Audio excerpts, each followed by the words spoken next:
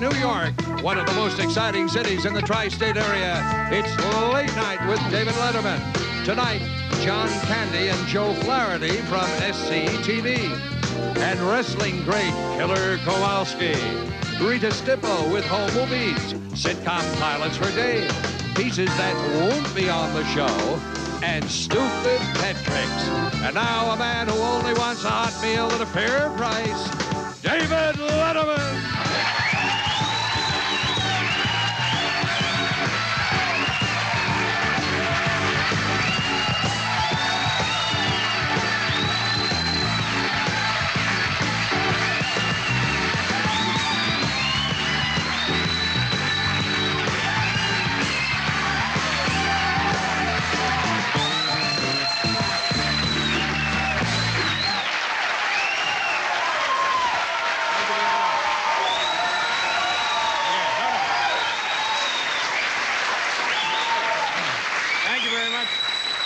Thank you.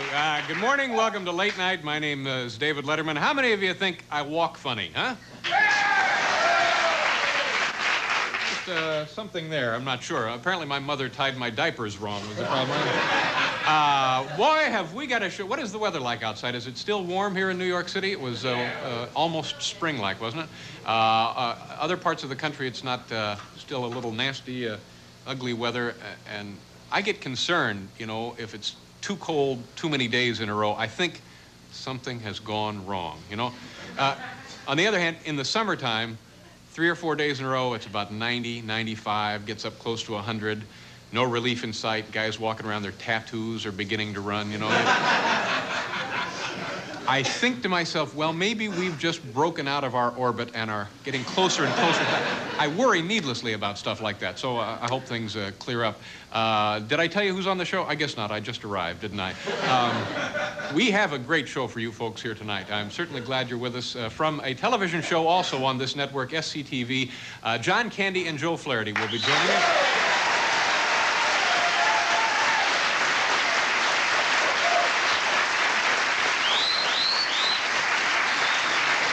We have wrestling great Walter Killer Kowalski.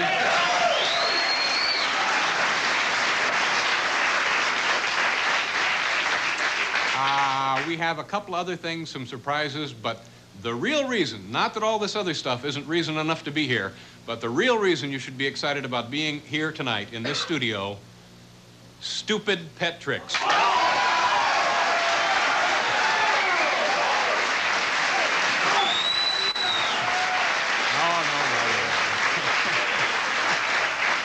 Good heavens, it's really not that exciting. I mean, it'd be great, it'll be worth staying up for, but heavens, nothing like that. This is Paul Schaefer over here, ladies and gentlemen.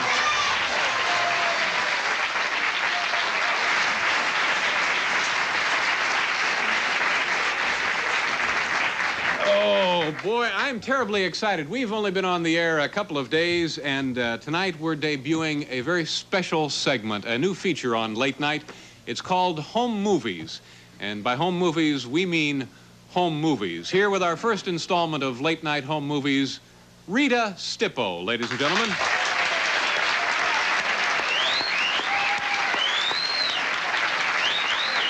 Hi, Rita. Have a seat, if you will.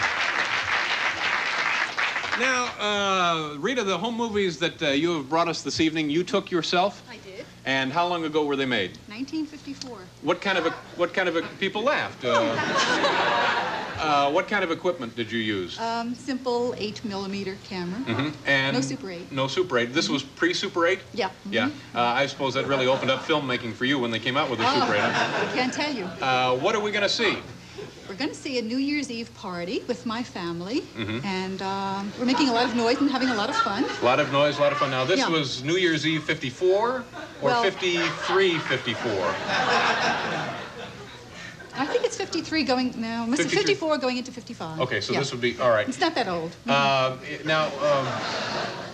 people like Robert Altman, when they direct film, they use family members, and I guess that's pretty much what you've done here. Huh? That's right, yes. I think they got their ideas from me. Okay. I was first. Is there any more that you could tell us before we see your home movies? Anything we should look for? Any kind of special technique that you pioneered, or?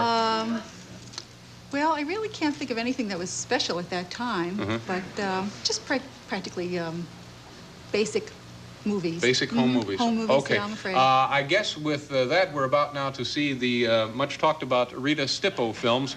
No sound on these, right, Rita? No. Okay, Rita, if you can narrate them for us. The folks in the studio take a look at the monitors at home. Oh, here are the festivities. And Mary, that's my brother. What's your brother's name? Dick. And my Uncle Joe. There's your brother and again. Mary, he's a colonel now. He's a colonel in the Army, and Chris and Uncle Mike just arriving, and that's me greeting them.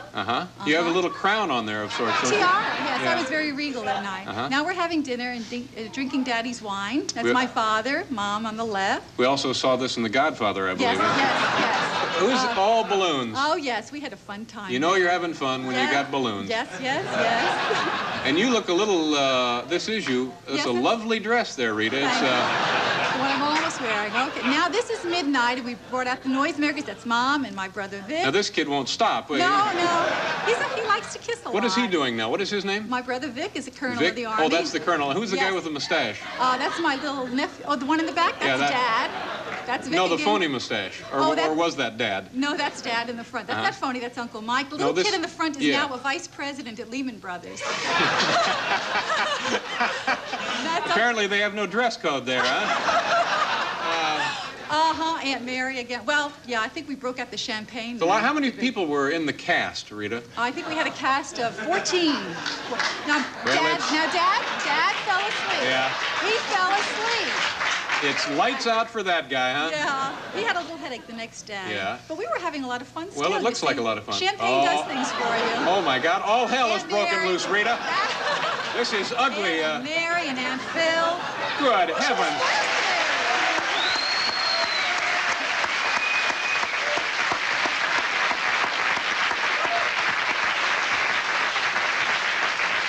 Very nice, Rita. Very nice. Any films since that? Oh, yeah, we have lots of films after that. Lots of vacation films, but after that particular one, I think we simmered down to just plain old New Year's Day dinners. Yeah, well, it'd be hard to top that. Yeah, I think so. I think so. Well, it was a fun time. It was very nice of you to share your home movies with us, It was my and pleasure. I understand you.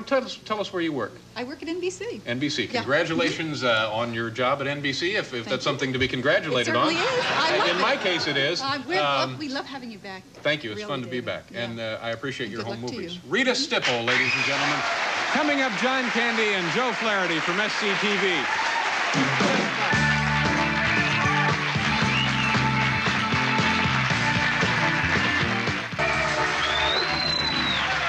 Thank you. Thank you very much. Welcome back to the show. Thank you, Paul. Thank you, gentlemen. Thank you. This is only our fourth night on the air, and I guess by now everybody in the country knows that we have one of these. But they say, what else do you have back there, Dave? Well, we also have one of these. So...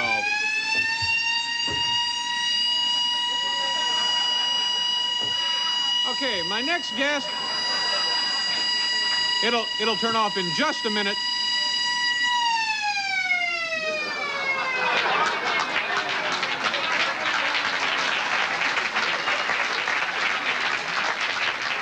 I think that answers the question, why don't other talk shows have one of those?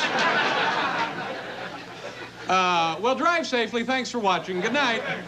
Second City TV is a comedy show which emanates in Toronto, Canada, and for a while it was being done out of Edmonton, Canada, I believe.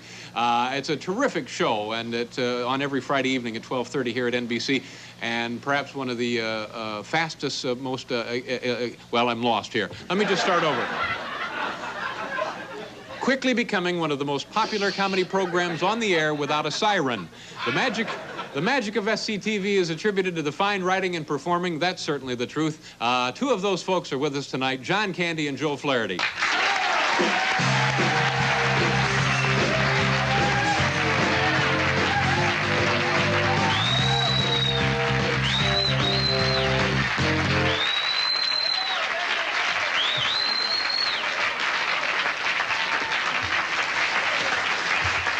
Nice of you gentlemen to be here. I'm desperately sorry that I botched your introduction. What I was trying to say is this is a show that I have been a big fan of for a long, long time before it moved to NBC. And the little remark there in the opening about it being a perfect match of great writing and great performing, I think is the hallmark of that show. And you folks should be congratulated on that.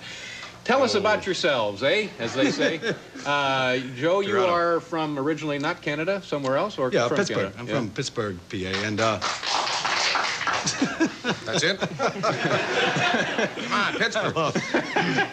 How did you get involved with the Canadians from Pittsburgh? well, I went up to Canada to work with the theater company, the SCTV. No, it was Second City, Second City Cabaret.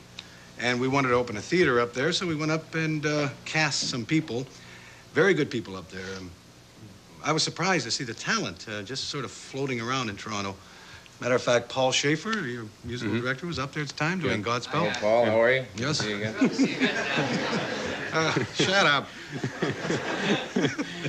And we cast John and Eugene Levy and let's see who else was up there at the time. Gilda Radner and Danny Aykroyd.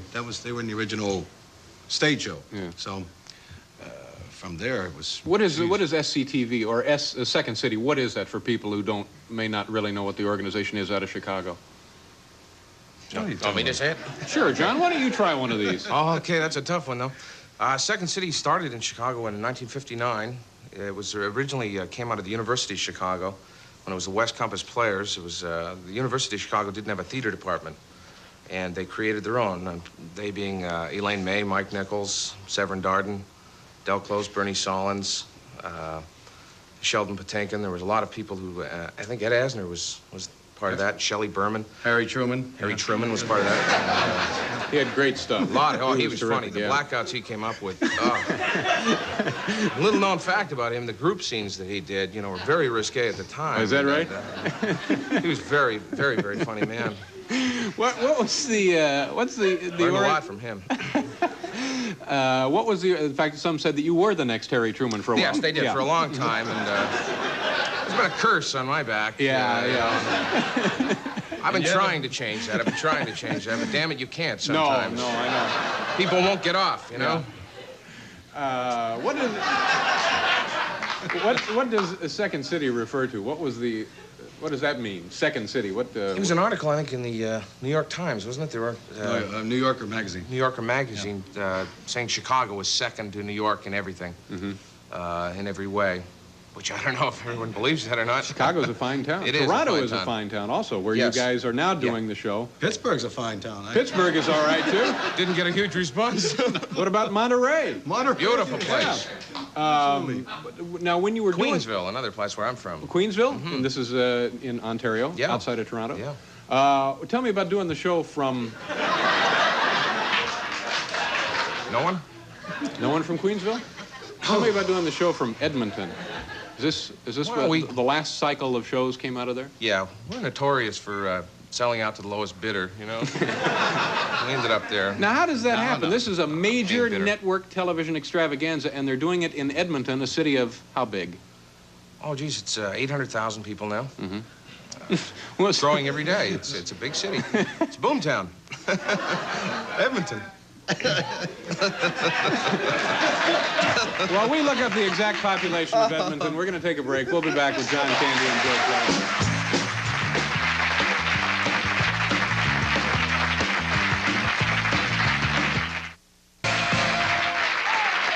Thank you. Paul Schaefer.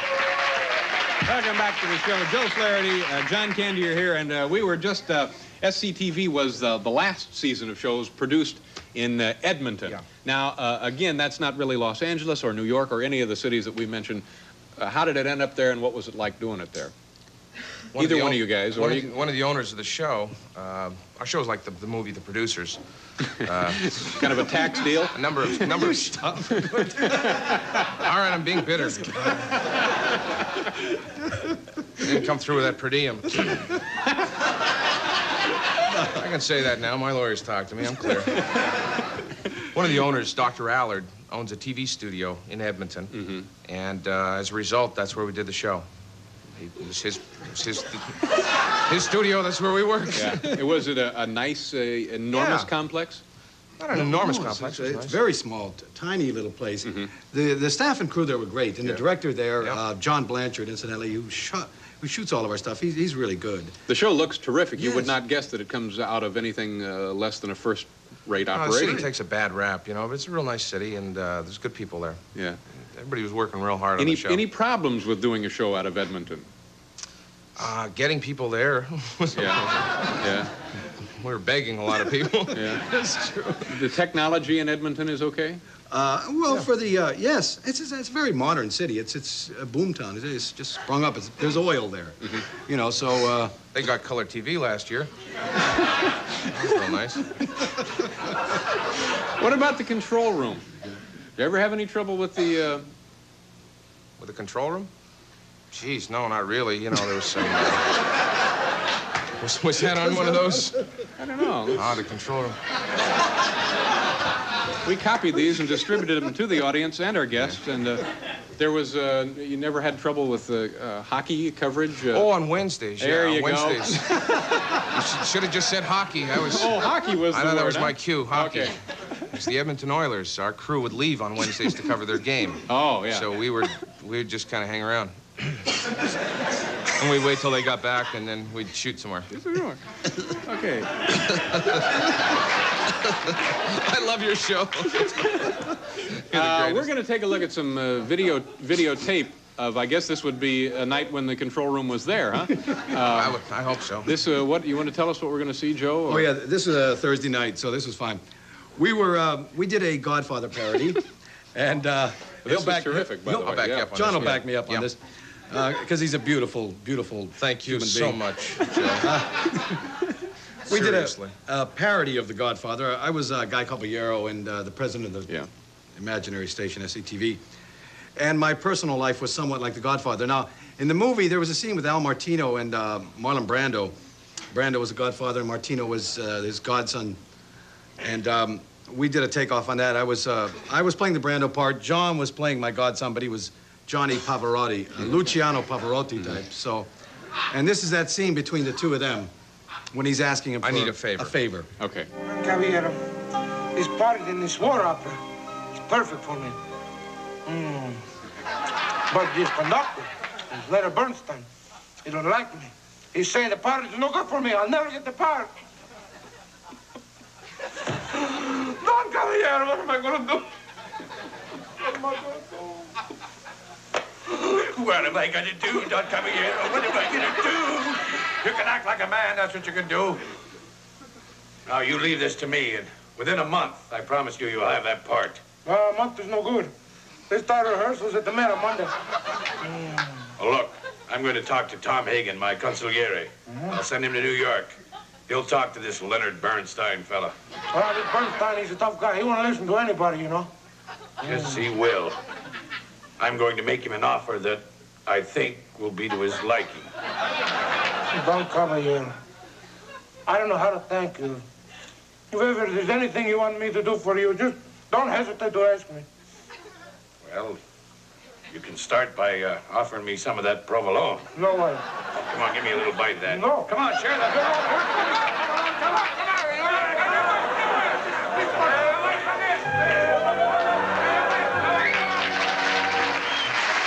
Very nice.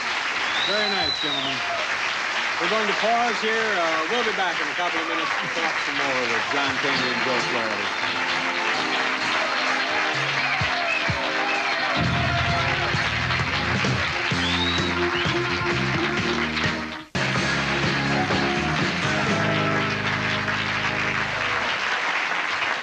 Welcome back, Joe Flaherty and John Candy from SCTV. There's 7 people performing on the show. Yeah. Do you people write most of the material that you perform? A lot of it. Yeah, not all of it. We do have writers that help. It's it would be impossible, I think, to write and perform a 90-minute show every week. Do you write things exclusively for yourself, or will you write something for John and vice versa, or? Yeah, we write pretty much for everybody. You know, that's the good thing about it is I can write a scene for John because I've worked with him so long, and vice versa. Yeah. Is there a pretty good relationship up there? Fist fights now, or people grabbing hair? A and so knife forth? every now and then, but really, it's nothing really, you know. Is that now? This show has actually been in production for a long time, hasn't it? Since '75. Yeah. I think it was 75, Six, 76. Yeah. We got the idea in '75. Took us a while to figure it out. It's terrific. We have another piece of videotape that we want to get to before we have to leave. Hour 83, take 2. Cut. All right, we'll take 5 and try it again. Thank you. Hello, I'm John Huston.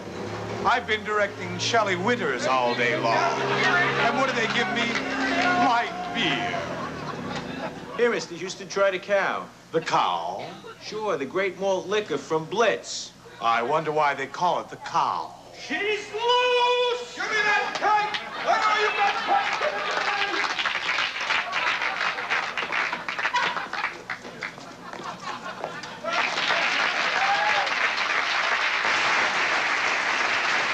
John Candy, Joe Flaherty, you guys are terrific. The entire show is terrific. We have to pause for station identification.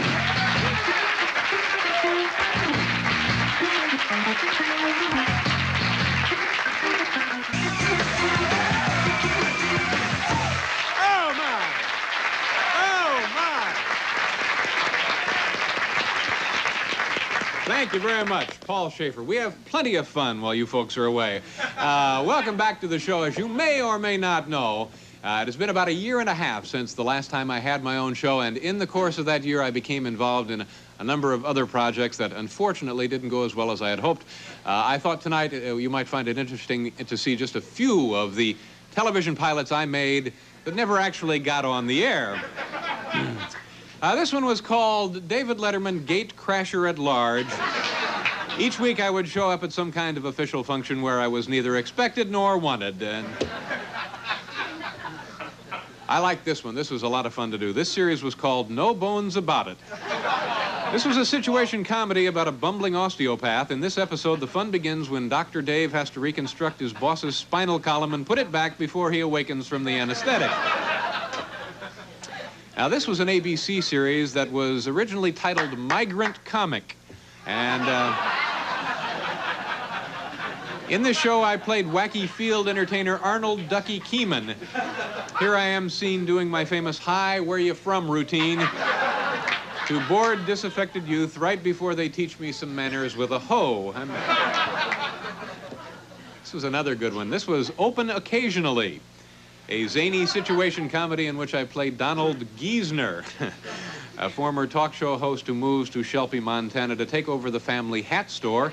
Seen at the right is kindly old general manager Edgar Creeley, who has only one problem: he's decomposing. Awful notion, isn't it? This was a good one. The short-lived but critically acclaimed Dave Loves Muffins. In the opening episode, my doctor tells me I have only 3 weeks to live unless I consume several pounds of baked goods every day. So I construct a small muffin factory in my high-rise apartment. Well, let's see. This is a shot from a failed variety show. This was a good concept. It was called David Letterman Live from the Vatican.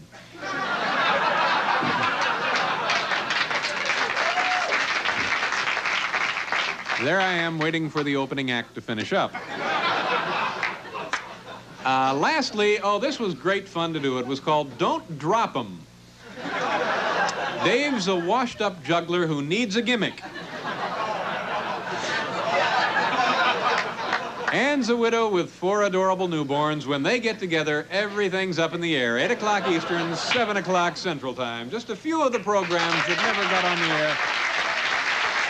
No point in going to bed now. Coming up next, Stupid Pet Tricks.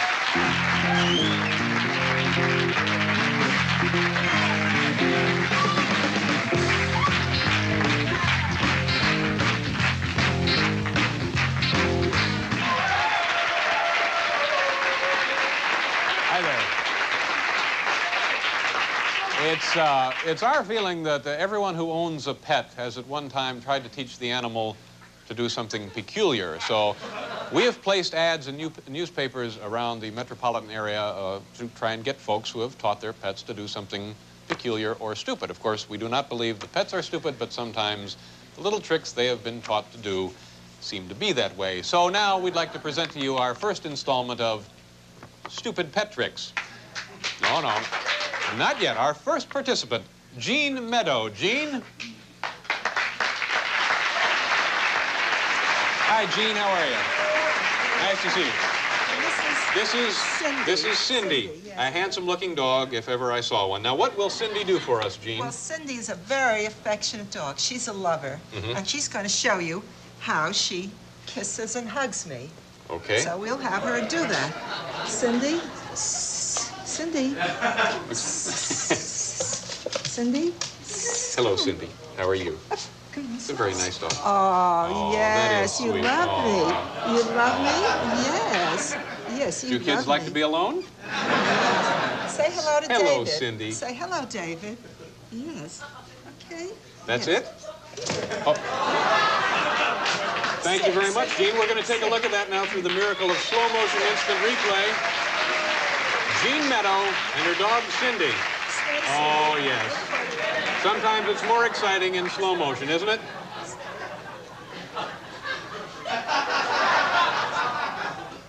Jean has just donated Cindy to the show.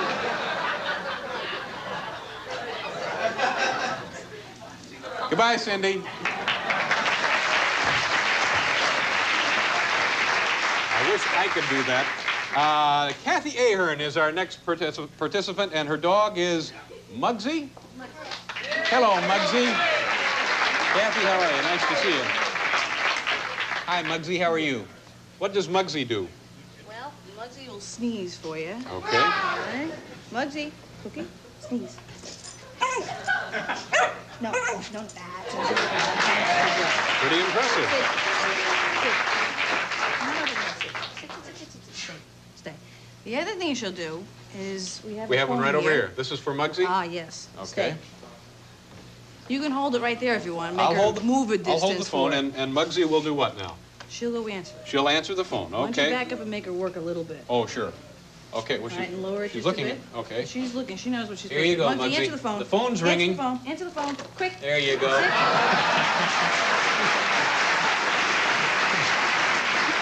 That's unbelievable. Does she do this at home? Yeah. And what percentage of those calls usually turn out to be for the dog? There you go. All right, let's take a look at that again in slow. Oh, there it is. Instant replay. Muggsy answering the phone. Very nice. Very impressive. Thank you very much, Kathy.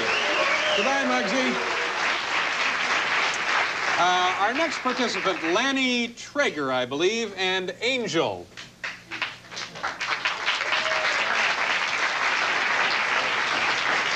Lanny, how are you? Nice to see you. Here, this is kind of it's a little heavy, this dog. About the size of a couch. Now what will... Hi, Angel, how are you? What will Angel do? Angel will protect me from beating myself up. You're going to beat yourself up? On stage, right here. And the dog will protect you? I hope. Okay. Lanny and Angel. Okay.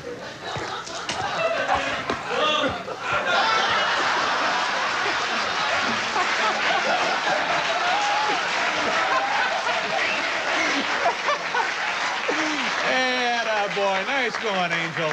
Nice job. You want to? Angel was trained by the Reagan administration. Oh, I see. You want to try that once more, or is that it? Is that as good as it gets? Here's the instant replay. Oh, he's been struck down, and the dog gets a cab. Yes, Lanny, thank you very much. Angel, nice meeting you. Oh boy. Our next participant, Sherry Gross. Sherry.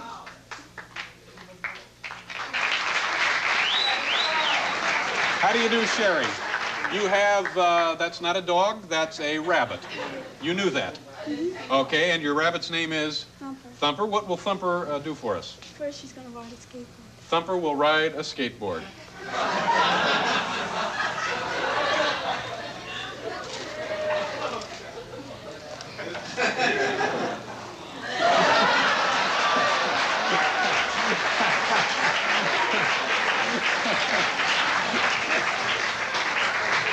It's a lot of fun in traffic, isn't it? No, no. What else will Thumper do? She's gonna play dead life. Thumper will play dead. First of all, there's the replay of Thumper on the skateboard. Looks like she enjoys it, doesn't she? Yeah. Now you're going to do what? Have her play dead. You're going to have her play dead, and you hypnotize Thumper? Yeah.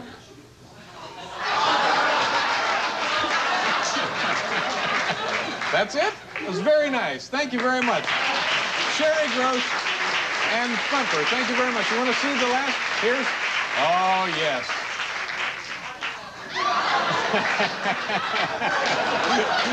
Thank you very much, Sherry. Oh, boy. Our first installment of Stupid Pet Tricks. We'll be right back with Walter Killer Kowalski.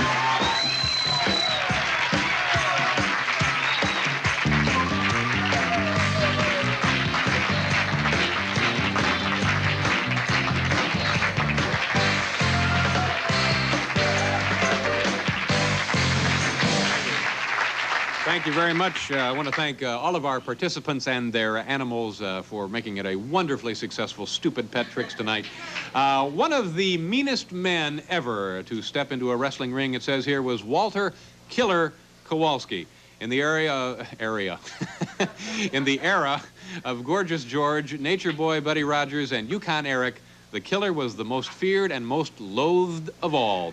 He is now a professional photographer and runs the Killer Kowalski Institute for Professional Wrestlers. It's right up there with Annapolis and the... welcome, please, Killer Kowalski.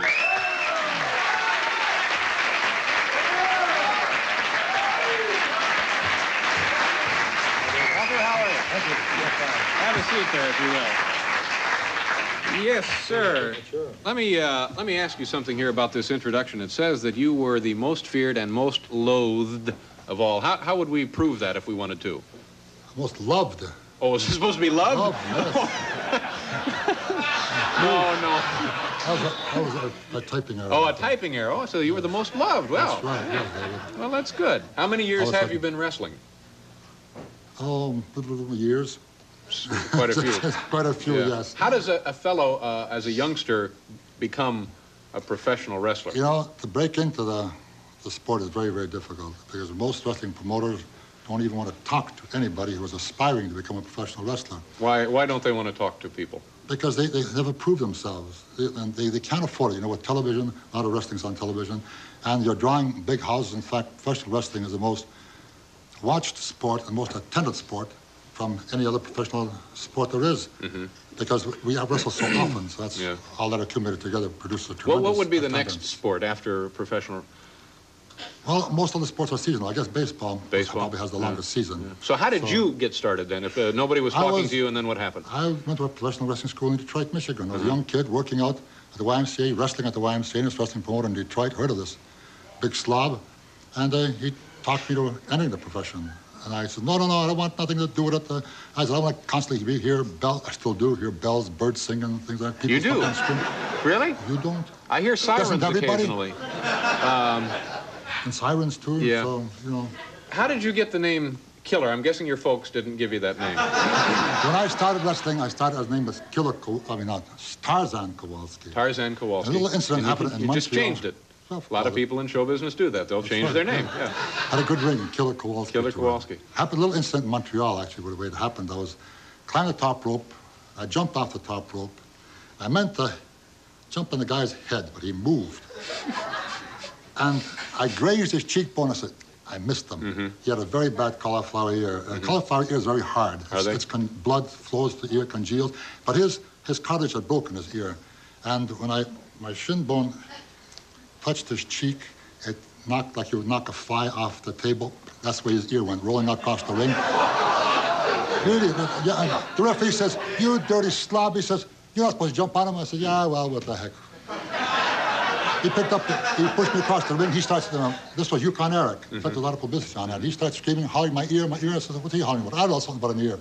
Blood pouring out all over the place. And finally, he just stopped the match. He walked out of the ring. Somebody threw a towel in, which was in moments was soaked in blood. He stepped out of the ring, and the referee says, what am I going to do now? He says, he's gone. Give me the match. Oh, yeah, okay. So he raised my arm. I was the winner for that. Yeah. And since then, people thought I was just a cruel monster. I sympathized with poor Yukon Eric after that because do you get points for something like that? Yes. They gave me 63 points for knocking an ear off that time. But you know, Yukon Eric, he had a bit of a problem after that because when he used to try to go walking downtown, down the street on a windy day, the wind would catch his good ear and spin him around. It's very difficult. A lot of trouble. Well, you know, some of these are some of the hazards. These are some of the hazards, you know, of different professions, even football, baseball, basketball, you know. It could happen. Imagine what happened to Guy Hollett. Stop that ball in the big basketball. He swallows it. Probably happens more than you think, huh? Yes, it certainly does. But now, in addition to your wrestling activities, you're a photographer. Yes, that little incident happened one time in Dallas, Texas. I saw the pictures that they were using for publicity. Oh, this is the gentleman you alluded to earlier. This is Tarzan Kowalski. Yeah, 18 years old. Imagine that. Good heavens. How big a fellow are you in this photo? I'm right down about 245, 250. I was 18, 6'6". I gained another inch, grew another inch up to 6'7". I got to be 275 and much ruggeder, much meaner, more cruel than that. Cruel, yeah. Now, you didn't actually take that picture. Now, here's a fellow. Who is this? That's Moose Monroe. He wrestles around this area here. He's a very sedate, you know, easygoing fella. Yeah, he eats little children or something like that, as well with his meals. Yeah. There's nothing much to him, though. You know, just a cruel, mean-looking guy. The word nair comes to mind. Yes. Maybe he eats that too. This is kind of a nice outfit. Yeah, that's Larry Sharp. He wrestles around in New York area. Larry. This guy's name is Larry? Yeah, that is Larry. Doesn't he look like a Larry? Now, you take these and then you sell them to the wrestlers? No, I use them for publicity. I've had my pictures on covers of magazines. That is the Moondogs, Rex and Fido. Last the littler. Rex and who? Fido, the last of the little Rex Moondogs. and Fido, the Moondogs. They're around here for a while. They're attorneys, I think, aren't they? Yes, they are. That's right. Okay, we're going to have to interrupt this. We'll continue. We're going to a commercial. We'll be right back.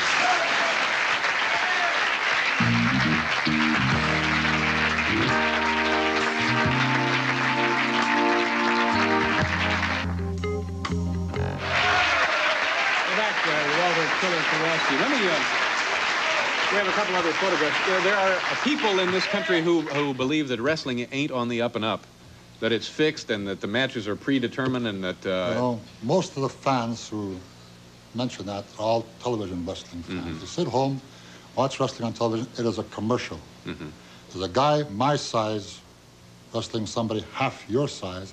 The outcome is obvious. I'm doing a job to promote Killer Kowalski, so I wouldn't look too good against another great wrestler. So I get in the ring with a guy who's just a small guy, a little wimp. And I just beat him. Of course, I'm not going to hurt him. No. Otherwise, I would run out of wimps to beat up. Not enough wimps to go around. That's right. Okay, now, I don't know exactly how you answered that. Who is this guy? That's Andre the Giant. He's a 7'4", 500 pounds, a real giant. In every sense of the word. How do you do on his SATs? Do you have that? Well, he's in a bit of an attraction. Big guy. He's a monster. Is there a lot of money to be made for a wrestler these days? Yes, if you're a main eventer, you can make a good living, but you're wrestling 4 or 5 times a week. Yeah, it's tough, huh? And you have to keep in condition, travel a lot. Sometimes you don't even get to bed 2 or 3 days at a time. Would you travel all over the United States or just in a certain geographic region? Sometimes the wrestlers come in a geographical region, but like Andre the Giant, he travels all over the world. Yeah. He'd be in Tokyo, Japan one day, he'd be in Washington, D.C. next day, and then he'd fly to Africa or something like that. What does a well-known wrestler make in a week? Say a guy, a top-known wrestler. Well, they make not as great a salary as boxers or some of the other great players, but they make $3,000 a week. Yeah. What's the low end of the scale? What's the least a guy would make in wrestling? $300-400 a week. Yeah, that would be a wimp, I guess, would make that. Yes. Okay, and finally, we got another photograph that you've taken. That's These, superstar the boys Billy Graham, next door. Superstar Billy Graham and his manager, the Wizard, Grand Wizard, and Stan Stasiak. Looks a little like my manager, come to think of it. I want to thank you very much, Walter, for being here. Now, you have a television show. Where is that? We're in Boston 25. We have a show every Sunday morning, 11 o'clock. It's a Christian broadcasting network. And Kenneth Copeland is on just before me. He lifts the people up and makes them ready to go into heaven. Boy, I come on 11 o'clock, I bring them right back down to earth and let them know what the real thing, that's the real thing right here. Killer Kowalski, thank you very much. We have to turn things off here tonight. I want to thank the studio audience. You folks have been terrific.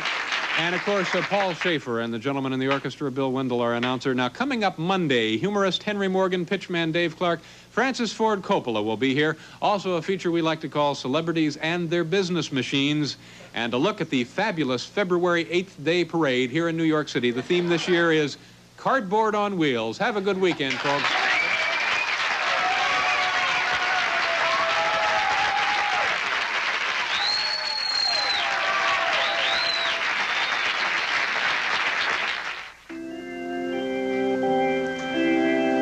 As we come to an end of another week of shows, we present from St. Dominic's Old Roman Catholic Church in Brooklyn, the Reverend Bishop Andre Pinocchio.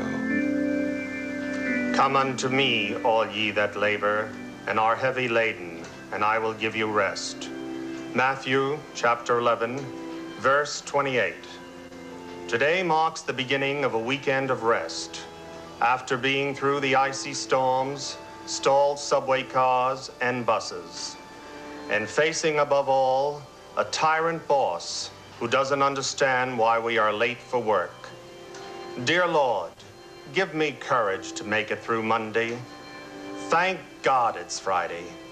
Thursday Central, amen.